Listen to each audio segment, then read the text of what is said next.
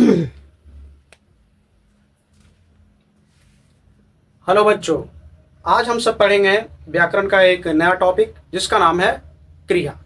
और आज जो क्रिया पढ़ेंगे उससे आप क्रिया से संबंधित जितने भी प्रश्न आते हैं आप उसे बना देंगे। ठीक है, बशर्ते आप क्लास को ध्यान पूर्वक देखिए और समझिए। तो चलिए, आज का अपना हेडिंग है क्रिया। ठीक, असल में यहाँ नहीं लिखते हैं, यहाँ लिखते हैं। ठीक है, क्रिया। देखिए, क्रिया क्या है? तो काम करना ही क्रिया है। काम करना ही क्रिया है। ठीक है, आप जो भी काम कर रहे हैं असल में वो सब क्या है? क्रिया है। जैसे में चलना, गाना, हंसना, रोना, पढ़ना, ये सब क्या है? क्रिया है। ऐसे क्रिया का एक शब्द और बचपन में परिभाषा पढ़े होंगे, जिसके अंतिम में ना लगाओ। लेकिन ये वाला परिभाषा ज्यादा समय तक नहीं चलता। जैसे आ गया, वह गीत गाता है, वह गीत गाता है। ठीक है, तो यहाँ गाना शब्द तो ना आया। तो आप जो बचपन में परिभाषा रटे थे कि जिसके अंतिम में ना आए वही होता है क्रिया। तो ये वाला परिभाषा बचपन के लायक ठीक था। ठीक है, लेकिन अब आप बड़े हो गए हैं तो ये वाला परिभाषा नहीं रटेंगे। मतलब काम करना ही क्रिया है। जिस शब्द या शब्द समूह से या बोध हो कि काम किया जा रहा है तो वहां पर क्या होगा? क्रिया होगा। ठीक है, तो चलिए आपको पहले क्रिया का परिभाषा लिखते हैं, तब आगे चीजों को समझेंगे। ठीक है,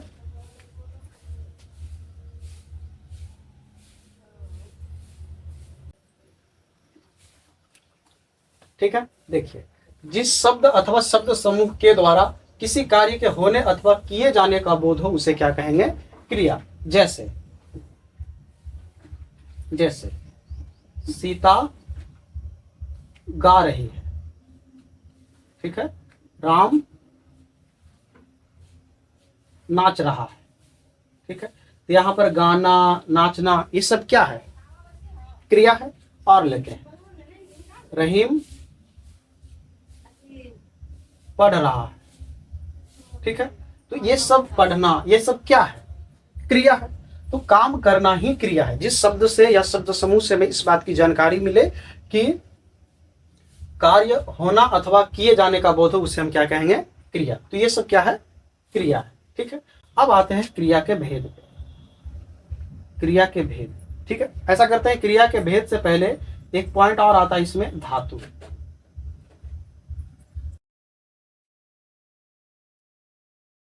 ठीक है, क्रिया के मूल रूप को धातु कहते हैं। जैसे हमने अभी बताया आपको गाना। ठीक है, तो असल में जो गाना बना है वो किससे बना है? गा से। गाना। जैसे यहां पर लिखा हमने नाचना। ठीक, ये नाचना किससे बना है? नाच से। ठीक है, तो असल में ये दोनों जो है यही है धातु, और ये दोनों जो आपको दिख रहा असल में ये है क्रिया। ठीक है, तो धातु किसे कहेंगे? तो क्रिया के मूल रूप को हम धातु कहते हैं। ठीक है, तो उम्मीद है आपको इतनी बातें अभी बेहतर समझ में आ रही होगी। अब बात करते हैं क्रिया के भेद पे। क्रिया के भेद।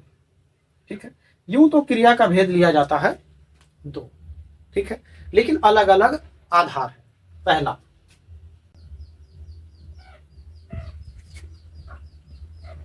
ठीक है, क्रिया के भेद। आप क्रिया के भेद में मुख्य रूप से दो ही बताएंगे, एक कर्म के आधार पर, एक प्रयोग एवं संरचना के आधार पर। कर्म के आधार पर क्रिया के दो भेद हैं, और वही प्रयोग एवं संरचना के आधार पर क्रिया के 5 भेद हैं। ठीक है, यहीं पर अगर थोड़ा जगह है तो यहीं पे बात कर लेते हैं। और पहला बात करते हैं कर्म के आधार पे। कर्म के आधार पे क्रिया के कितने भेद? 2। एक है सकर्मक क्रिया, ठीक, और दूसरा अपना है अक्रमक क्रिया। ठीक है, अब सकर्मक क्रिया क्या है, अकर्मक क्रिया क्या है, इसे जानते हैं। सकर्मक क्रिया, पहले इसमें तो कर्म की प्रधानता होती है। इसमें कर्म की प्रधानता होती है, प्रधानता होती है। ठीक है। इसमें कर्म की प्रधानता होती है।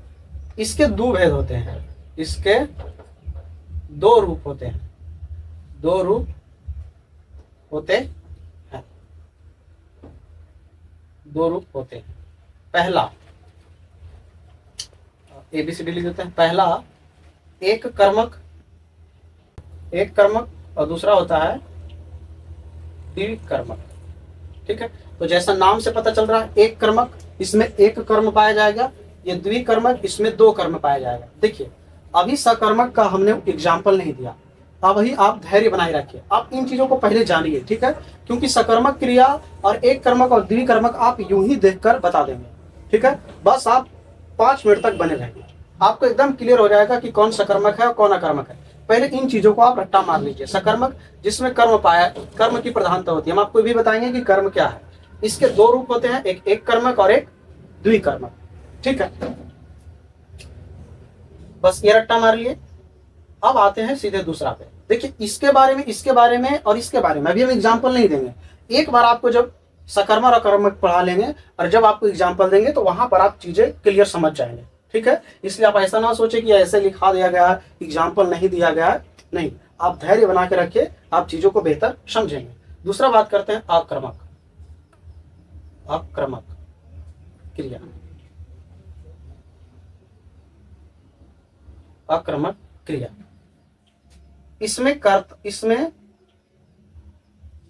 कर्म नहीं बल्कि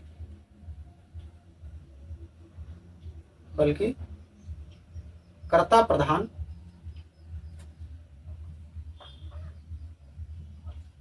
कर्ता प्रधान होता है।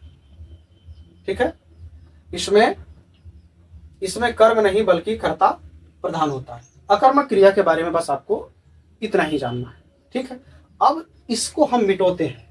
ठीक है, ये तो केवल रट्टा मारने वाली चीज थी। यहां से प्रश्न अगर बना भी तो क्रिया के भेद पूछ दे, क्रिया क्या है, ठीक है, परिभाषा पूछ दे, लेकिन असल में सकर्मक और अकर्मक से प्रश्न बनता है। ठीक है, तो यहाँ पर जो बातें हम लिखे हैं वो केवल थ्योरी लिखे हैं। ठीक है, अब देखना इससे संबंधित प्रश्न कैसे बनते हैं वो आप बेहतर बताएंगे।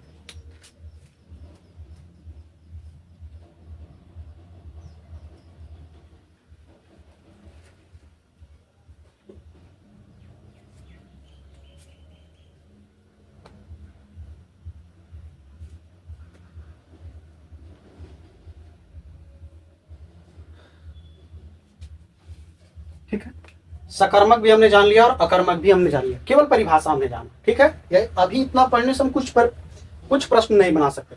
अब आपको अपना हेडिंग दे रहा है, सकर्मक और अकर्मक की पहचान करना। सकर्मक क्रिया एवं अक्रमक क्रिया का पहचान करना, क्रिया का पहचान करना। ठीक, आप सकर्मक और अकर्मक का पहचान कैसे करेंगे उससे आप ध्यान से क्या और किससे।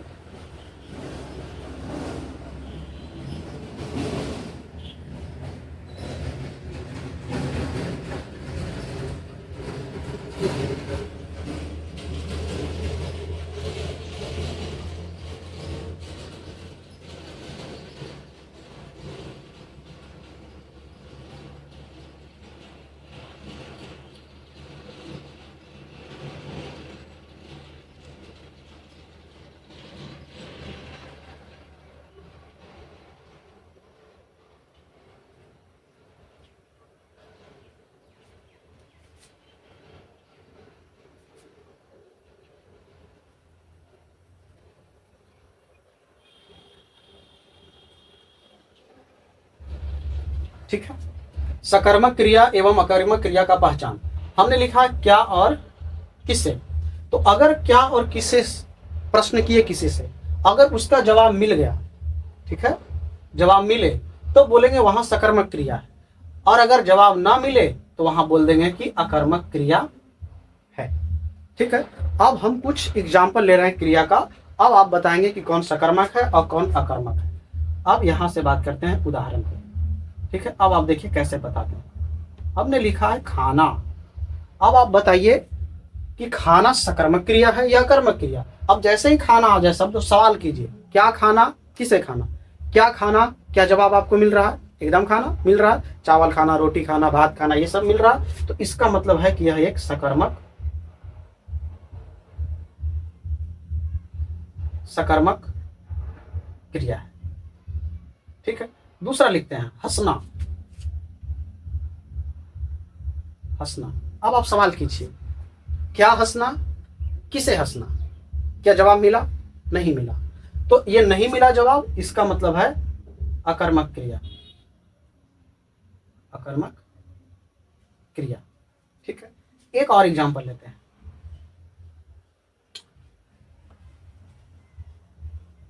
पीना। ठीक है, अब सवाल कीजिए पीना, क्या पीना? तो जवाब मिला पानी पीना। इसका मतलब है ये सकर्मक क्रिया है। ठीक, चौथा एग्जांपल रोना। ठीक, अब रोना आ गया। अब आप सवाल कीजिए, क्या रोना, किसे रोना? तो जवाब मिला क्या रोना, क्या जवाब मिलता है? नहीं, किसे रोना। अब आप सोच रहे होंगे किसे रोना, तो अपने बगल के मित्र को सोच रहे होंगे रमेश का रोना। ठीक है, किसे रोना वो नहीं, कौन होता है वो। ठीक है, तो रोना में भी क्या और किसे का जवाब नहीं मिला, इसलिए यह होगा आक्रामक, आक्रामक क्रिया। ठीक है, कभी कभी लिखावट में अशुद्धता आ सकती है, तो आप उससे मैनेज करेंगे। ठीक है, अगर कहीं अशुद्धता लिखी गई हो या अशुद्ध लिखा गया हो, तो आपको अगर लग रहा है कि यहाँ अशुद्ध लिखा गया है, तो आप वहां पर चीज़ों को सुधार देंगे। ठीक है, क्योंकि जल्दी जल्दी में बोर्ड पर लिखने में गलतियां हो जाती है। अब भाई सर्वज्ञ तो हम हैं नहीं। और एग्जाम्पल लेते हैं।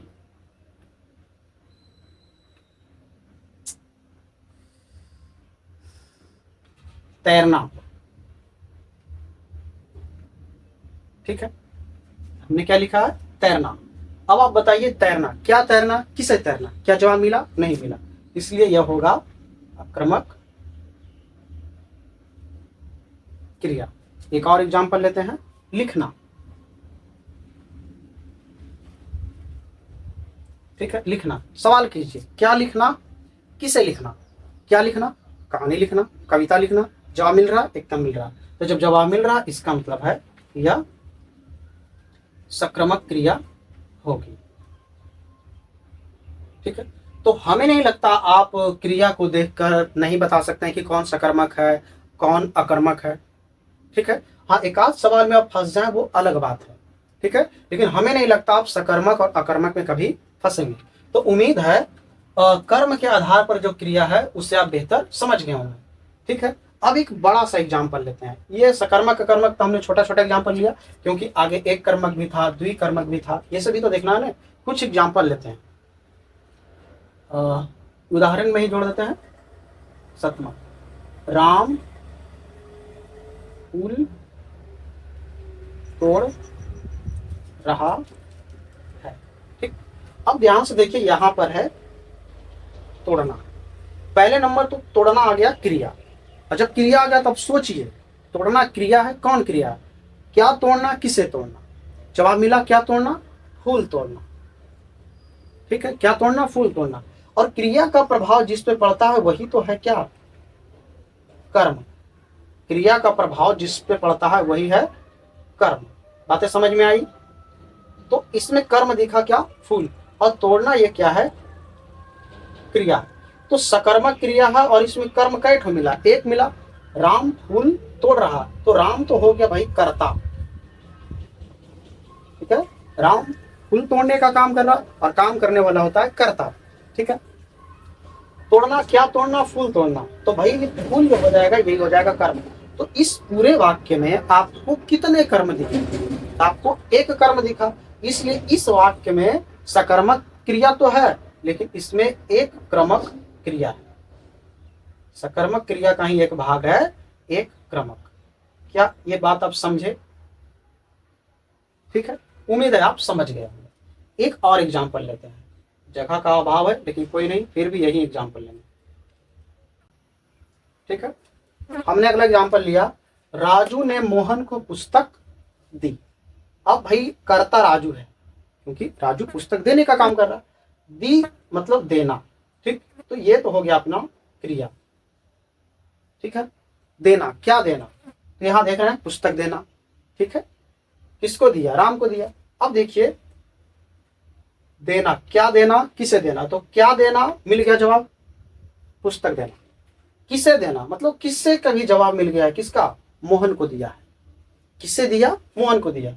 ध्यान से समझिए, ठीक है। पहले आप क्रिया को ढूंढेंगे, जैसे यहां देना क्रिया है, क्या देना बोले थे ना, क्या देना, तो यहां पर पुस्तक देना, ठीक। किसे देना, तो भाई मोहन को दिया, ठीक है। तो आपको कितने कर्म दिए, इस क्रिया का प्रभाव पुस्तक पर भी है और इस क्रिया का प्रभाव मोहन पर भी है। तो यहाँ पर आप देख रहे हैं कि क्रिया का प्रभाव दो शब्दों पे है, एक पुस्तक पे और एक मोहन पे। तो यहाँ पर जो क्रिया है असल में सकर्मक क्रिया तो है, लेकिन सकर्मक क्रिया में भी कौन क्रिया है, यहाँ बोलेंगे कि द्विक्रमक क्रिया है, ठीक है। कौन क्रिया है, द्विकर्मक क्रिया, ठीक है। तो आपने सकर्मक, अकर्मक, एक कर्मक और द्विकर्मक को बेहतर जान लिया, ठीक है। अब आते हैं प्रयोग एवं रचना के आधार पर क्रिया के भेद।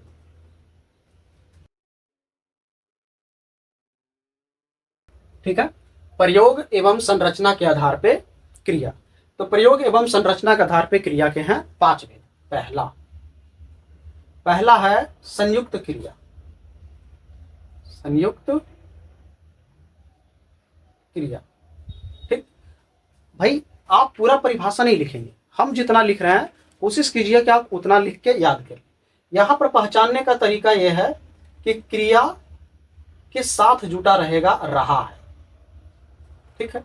क्रिया के साथ अगर जुटा रहे रहा है तो समझ लीजिएगा कि वह संयुक्त क्रिया है। जैसे सवाल ले रहे हैं, राम बाजार जा रहा है। आप देख पा रहे हैं ये क्या है, क्रिया है, जाना, और साथ में जुटा है रहा है। तो क्रिया के साथ रहा है लगा है, इसका मतलब है कि ये कौन सा क्रिया होगा, संयुक्त क्रिया, ठीक है। आपको ऐसे एग्जाम्पल देगा, दे देगा कि राम बाजार जा रहा है, कहेगा निम्नलिखित में कौन क्रिया है, तो ठीक है। तो क्रिया के साथ अगर रहा है जुटा है, इसका मतलब है कि वह संयुक्त क्रिया है, ठीक है। तो संयुक्त क्रिया को आप बेहतर जान लीजिए। दूसरा, ठीक है, पूर्वकालिक क्रिया। पूर्वकालिक क्रिया की पहचान कैसे करेंगे, इसमें आपको दो क्रिया आएगा, दो क्रिया आएगा, ठीक। जैसे एग्जाम्पल लेते हैं, चोर उठ भागा, ठीक है। चोर उठ भागा, तो ध्यान से देखिए, उठना भागना क्या क्रिया हो गया, दो। तो जब किसी वाक्य में दो क्रिया आ जाए, इसका मतलब है वह है पूर्वकालिक क्रिया। इसी को और लिख सकते हैं ऐसे, चोर उठकर भागा, चोर उठकर भागा, ठीक। तो चोर, उठना और भागना दो क्रिया आ गया, तो पहला क्रिया, ये दूसरा क्रिया। तो जब किसी वाक्य में दो क्रिया आ जाए, इसका मतलब है कि समझ लीजिएगा वहां पूर्वकालिक क्रिया है। तीसरा नंबर,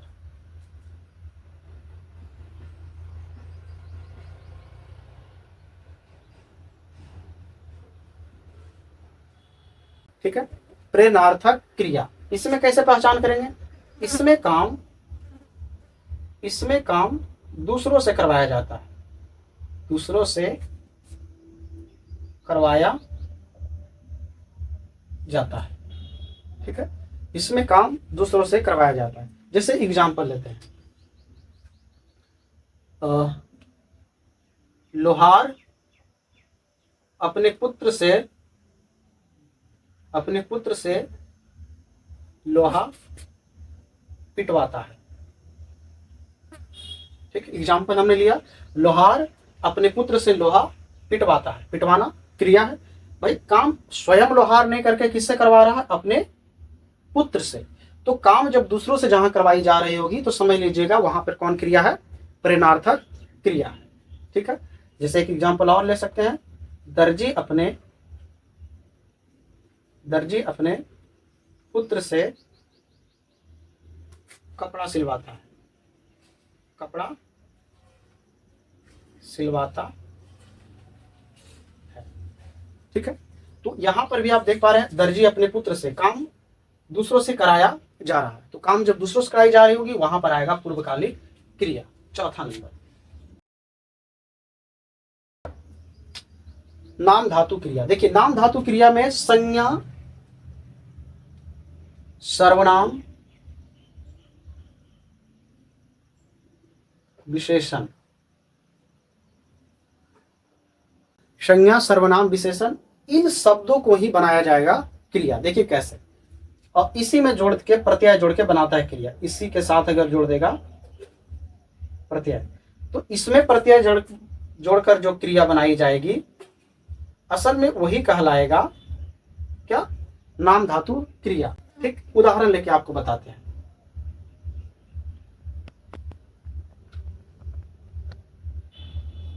नाम धातु, जैसे हम लेते हैं हाथ।